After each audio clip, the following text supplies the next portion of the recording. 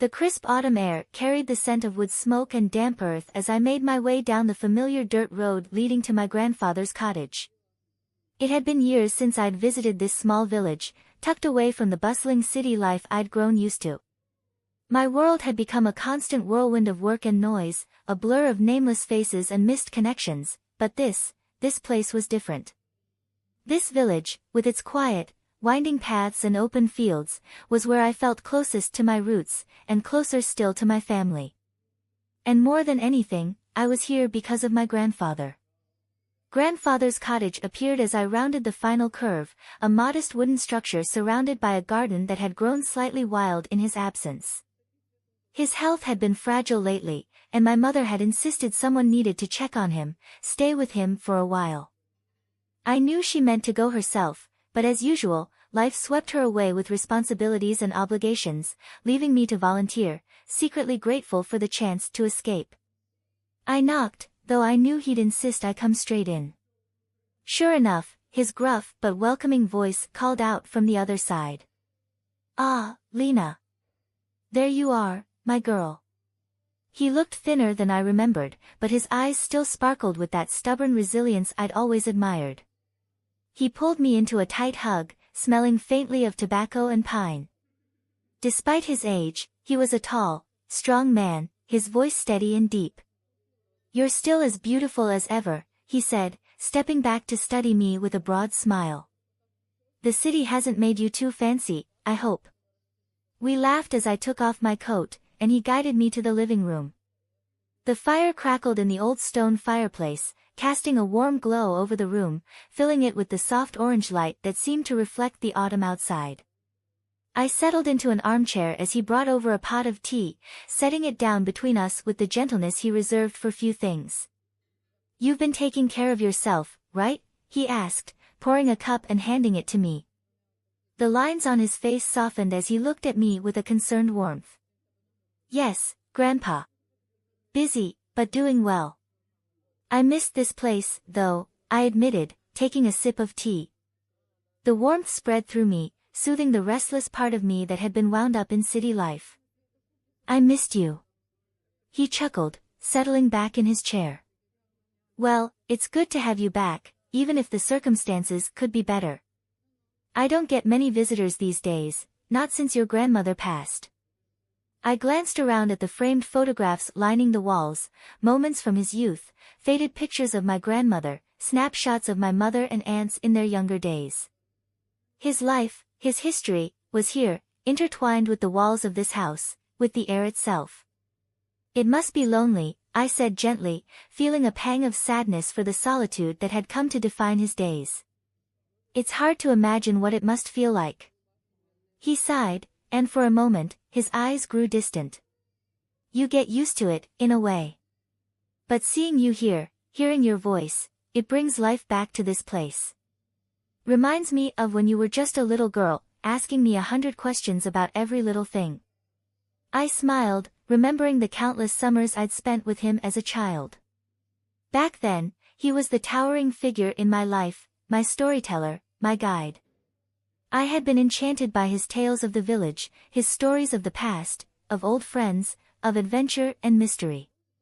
Those summers had shaped who I was. We spent the rest of the afternoon like that, slipping easily into conversation, as if no time had passed at all. As dusk crept over the village, he lit the old oil lamps around the room, casting a soft glow over everything. And just as he had when I was little, he told me stories that grew richer, deeper, more intimate. As the hours passed, he spoke of his life with my grandmother, of his youth, and of the difficult choices he'd made along the way. That night, I stayed in the guest room, but sleep was elusive. The familiar sounds of the old house, the creaking floorboards, the gentle groan of the wood as it settled, stirred memories long dormant. I found myself thinking back to the ease with which we'd shared the evening, and how different it felt from the superficial relationships I'd come to expect in my own life. The next morning, as we shared breakfast, he looked at me with a tenderness that made me feel like I was his only grandchild, his only family. "Stay a bit longer, Lena," he said suddenly, breaking the comfortable silence. "Just a few more days." You bring light into this house. I was taken aback by the request, by the openness in his voice. Of course. I'll stay as long as you need. We spent the next days immersed in routine, taking morning walks along the forest paths, tending to the overgrown garden, preparing meals together. As the days went on, I noticed how he'd linger nearby, watching me with a quiet intensity. It wasn't strange or uncomfortable, it felt comforting, grounding. It was as if I were looking into a mirror of what my life could have been, simple, grounded, full of unspoken love. One evening, after we finished dinner, I sat beside him on the couch, our shoulders brushing. He looked at me, and for a moment, his expression softened with something that I couldn't name, something that felt as old as the hills themselves. Thank you for coming, Lena. You remind me of your grandmother, you know, he said, his voice low, almost reverent. I don't know if I'm much like her, but I'll take that as a compliment, I replied, smiling as I looked up at him. He reached out, placing his hand over mine. His fingers, though calloused, were warm, his touch gentle. We stayed like that for a moment, his hand holding mine, our breaths falling into rhythm. There was a bond between us, deeper than words, and it hung in the air, filling the room with something unspoken but profound. As the weeks passed, I grew to cherish each moment, realizing that perhaps I'd found something I hadn't known I was missing, a connection, a place where I belonged without question. The house, the village, the gentle hum of life outside the world I'd known, it all became a part of me, drawing me in as naturally as the seasons. Eventually, I knew I would have to return to my life in the city. But even as I left, I carried a piece of my grandfather's love, his steady, unwavering presence, with me. That bond would live on, stronger than time or distance, rooted in memories, in shared silences, and in a love that was bound by family but enriched by the years between us. Our days together passed in a quiet rhythm, each one threading us closer together in a way I couldn't fully understand. The village felt like it was ours alone, the world shrinking down to just us two in that cozy cottage. And as the cold crept in, the chill outside only seemed to amplify the warmth we shared inside. We fell into a routine that felt so natural, as though we had always been together, day in and day out. Every morning, we'd go through the rituals we'd created, breakfast, a walk through the frost-covered woods, talking about anything and everything. With each passing day, we'd share a little more, dig a little deeper, unearth a memory that felt so special that it was almost like a secret. My grandfather had always been a bit of a mystery to me, a man of few words and a quiet dignity.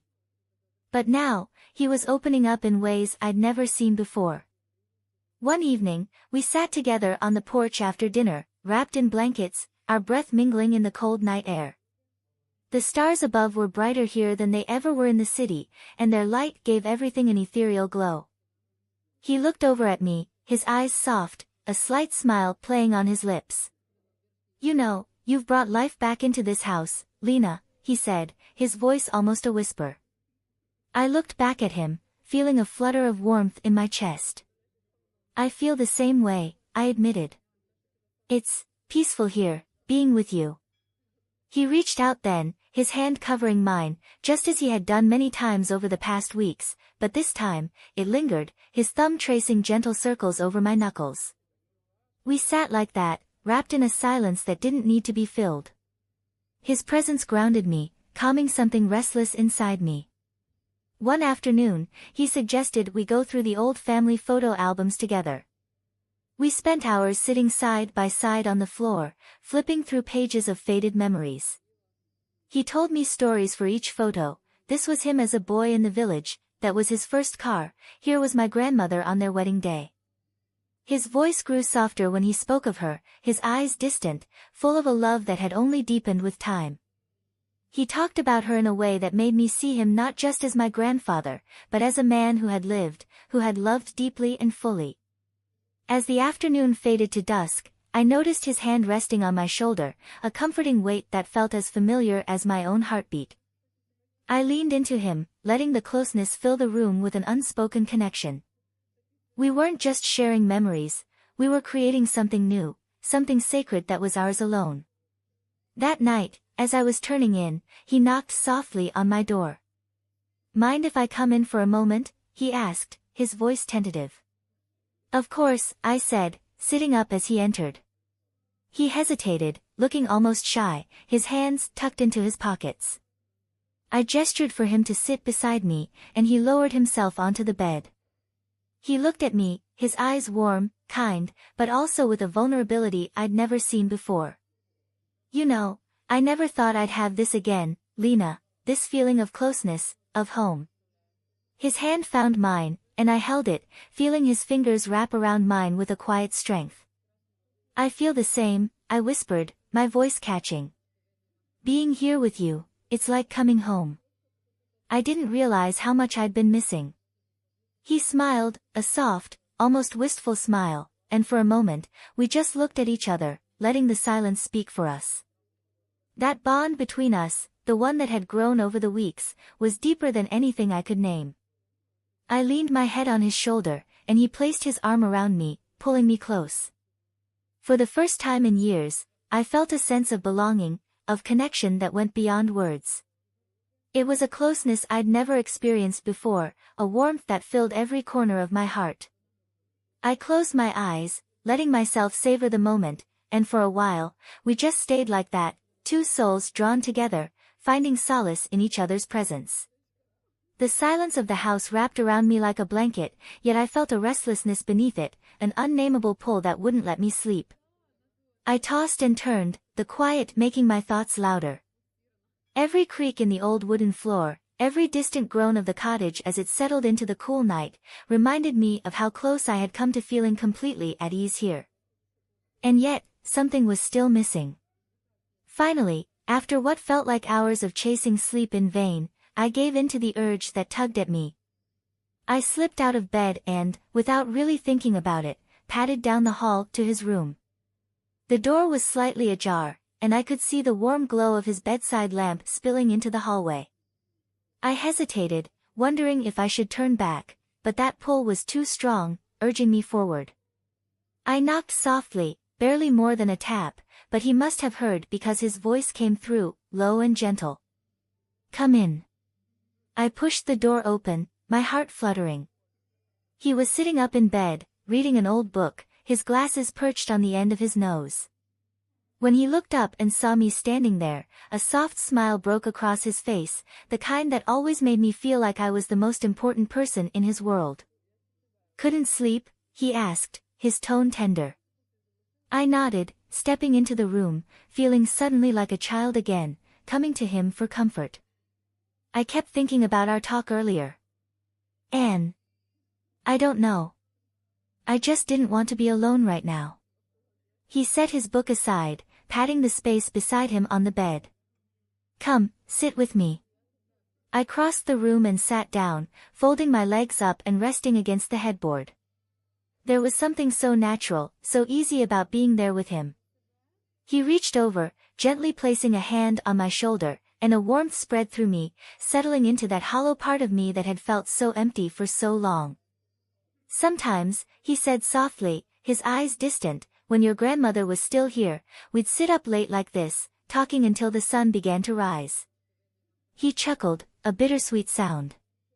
It was those quiet, late-night moments that made us feel closest. I smiled, leaning into his touch. "I think I know what you mean," I whispered, meeting his gaze. There was an unspoken understanding between us, a shared vulnerability that neither of us needed to put into words. Being there with him in the stillness of the night felt like finding something precious I hadn't even known I'd lost.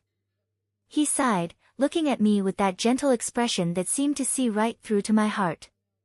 "You know, Lena, I may not be around forever, but I'm so grateful for these moments we have together. It's like you've given me a second chance to feel alive again."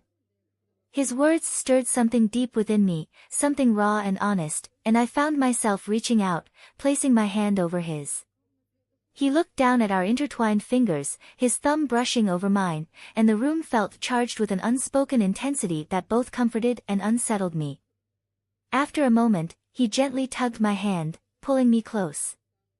I leaned against him, resting my head on his shoulder as he wrapped his arm around me, holding me close.